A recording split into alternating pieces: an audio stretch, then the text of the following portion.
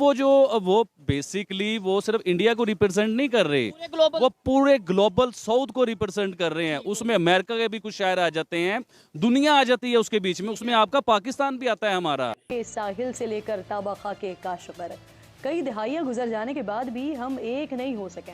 कई लोग कह रहे हैं कि नरेंद्र मोदी इस वक्त ग्लोबल लीडर के तौर पे सामने आए हैं और वो फ्रंट लाइन पे खड़े हुए थे होस्ट के साथ, और हमारा प्राइम मिनिस्टर बिल्कुल जिसे कहते हैं ना, कोई पॉइंट तो नहीं बनता, लेकिन पाकिस्तान के सोशल मीडिया पे बड़ा ट्रोल किया गया है वजीर आजम पाकिस्तान को कि बिल्कुल ऑन द एज खड़े हुए हैं। इसकी क्या तो उसी के सर पे हम नाच रहे हैं, बस वही जो एक एटम हमने पावर जो हमने हासिल किया है उसी के सर पे नाच हमने बना लिया है। हम उन्हें क्या फायदा दे रहे हैं? हम उन्हें कोई फायदा नहीं दे रहे, उल्टा हम तो उनसे फायदा लेते हैं, हम उनसे पैसे मांगते हैं, हम उनसे कर्ज लेते हैं। नील के साहिल से लेकर काशगर की गलियों तक करोड़ों मुसलमान तो बसते हैं, लेकिन शायद उनके दिल ईमान से खाली हैं। क्या ये चीज बताती है कि हमारे प्राइम पाकिस्तान की इस वक्त इंटरनेशनल लेवल पे ये पोजीशन है? और क्या ये भी बताता है कि पाकिस्तान के जो मेन स्टेक होल्डर हैं वहां पे भी हमारे वजीर आजम की कोई वैल्यू नहीं है? हमारे वजीर आजम ने जितने भी इंटरव्यू दिए वो यही कहे कि लॉस एंड डैमेज फंड के हवाले से हमें पैसे दे दें। एक तो बहुत ज्यादा उनको ये क्रिटिसाइज किया गया है।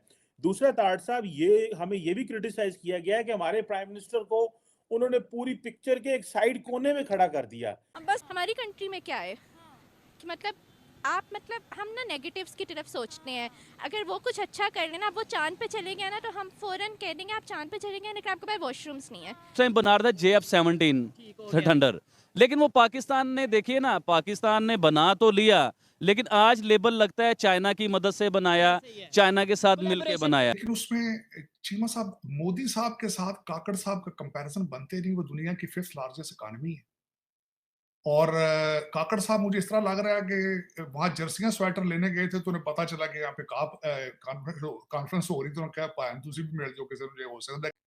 हेलो व्यूवर्स, जय हिंद।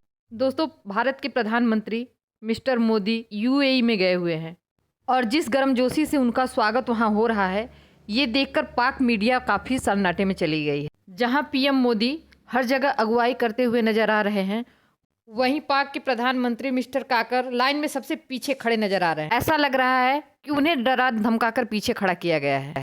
पाकिस्तानी मीडिया उनके इस बर्ताव से काफ़ी हैरान है। आज का वीडियो इसी बात पे है, आइए देखते हैं आज का वीडियो। तो दोस्तों, वीडियो शुरू करते हैं। दोस्तों, एक बात और कहना चाहूँगी, वीडियो देखकर सब्सक्राइब जरूर करें। धन्यवाद। वो कह रहे हैं कि नरेंद्र मोदी इस वक्त ग्लोबल लीडर के तौर पे सामने आए हैं और वो फ्रंट लाइन पे खड़े हुए थे होस्ट के साथ, और हमारा प्राइम मिनिस्टर बिल्कुल जिसे कहते हैं ना, कोई पॉइंट तो नहीं बनता, लेकिन पाकिस्तान के सोशल मीडिया पे बड़ा ट्रोल किया गया है वजीर आजम पाकिस्तान को कि बिल्कुल ऑन द एज खड़े हुए हैं। इसकी क्या वजह है? क्या ये चीज बताती है कि हमारे प्राइम पाकिस्तान की इस वक्त इंटरनेशनल लेवल पे ये पोजीशन है? और क्या ये भी बताता है कि पाकिस्तान के जो मेन स्टेक होल्डर हैं वहां पे भी हमारे वजीर आजम की कोई वैल्यू नहीं है? How do you see this climate diplomacy में हमारे वजीर आजम थोड़े बुझे बुझे नजर आए, जबकि नरेंद्र मोदी तो फ्रंट पे छक्के खेल रहे थे, बल्कि इटालियन प्राइम मिनिस्टर तो सेल्फियां ले रही थी, तो वो बड़ा इस वक्त इंटरनेट पे सेंसेशन बनी है। How do you see this particularly हमारे वजीर आजम का सिर्फ फंड की बात करना, पैसों की बात करना और कोई इनिशिएटिव ना देना, इसको कैसे देखते हैं आप? चीमा साहब, आज मैं COP 28 के हवाले से मैं बताना चाहूंगा कि आज जो दिन था वो आज क्लाइमेट फाइनेंसिंग के हवाले से आज था। मोदी साहब ने उसमें स्पीच दी, और बल्कि ना सिर्फ उन्होंने स्पीच दी है, उन्होंने कहा है कि 2028 में they want to host the COP, और ये दूसरी होगी। पहले भी एक COP को भारत जो है वो होस्ट कर चुका है। लेकिन उसमें चीमा साहब, मोदी साहब के साथ काकड़ साहब का कंपैरिजन बनते नहीं। वो दुनिया की 5th लार्जेस्ट इकॉनमी है, और काकड़ साहब मुझे इस तरह लग रहा है कि वहां जर्सियां स्वेटर लेने गए थे तो उन्हें पता चला कि यहाँ पे कॉन्फ्रेंस हो रही, तो उन्होंने कहा पायन तुसी भी मिल जाओ किसी मुझे हो सकता है ਤੁਹਾਨੂੰ ਵੇਖ ਕੇ कोई पैसे दे दे शायद।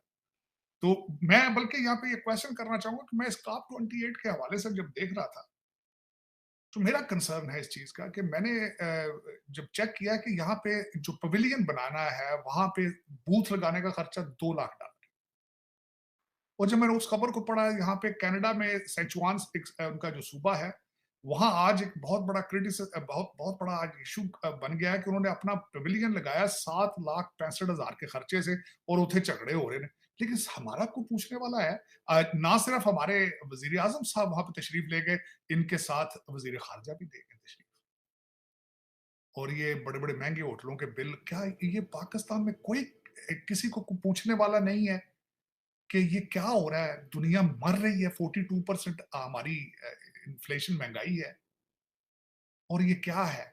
और कहते हैं जी हमारा 1% मिशन है। बंदे खोते हैं तो फिर रहे थे, मिशन कितों होनी? पेट्रोल तो लेके को नहीं सकता। सिर्फ लाहौर इस्लामाबाद कराची में जो रूलिंग एलीट है, ब्रिटिश एजेंट है, सिर्फ वो तो तेल अफोर्ड कर सकते हैं, बाकी सारी दुनिया तो साइकिल पर। मिशन किस चीज का होना है फिर? को प्रेफर करते हैं। और हम इन सालों में भी हम यही कहते आए हैं कि प्राइम मिनिस्टर मोदी इंतशार फैलाते हैं, टेररिज्म फैलाते हैं, माइनॉरिटीज के हकूक खत्म करते हैं, फिर वही मुस्लिम ममालिक क्यों उनके साथ इतने अच्छे रिलेशनशिप रखती हैं या उनको हार पहनाती हैं? देखिए, वो हमें क्यों प्रेफर करेंगे? वो हम उन्हें क्या फ़ायदा दे रहे हैं? हम उन्हें कोई फ़ायदा नहीं दे रहे, उल्टा हम तो उनसे फ़ायदा लेते हैं। हम उनसे पैसे मांगते हैं, हम उनसे कर्ज लेते हैं। तो वो जिसे दे रहे हैं वो उसे प्रेफर नहीं करेंगे। जिनसे उन्हें फ़ायदा मिल सकता है, जिनसे उनके बायलैटरल रिलेशंस अच्छे होंगे, जिनसे जहां इन्वेस्टमेंट करके उन्हें फ़ायदा होगा, वो डेफिनेटली उसी को प्रेफर करेंगे ना। और वो देख रहे हैं कि इंडिया इतनी तेज़ी से उभर रहा है, इतनी तेज़ी से तरक्की कर रहा है। इंडिया क्या उभर रहा है?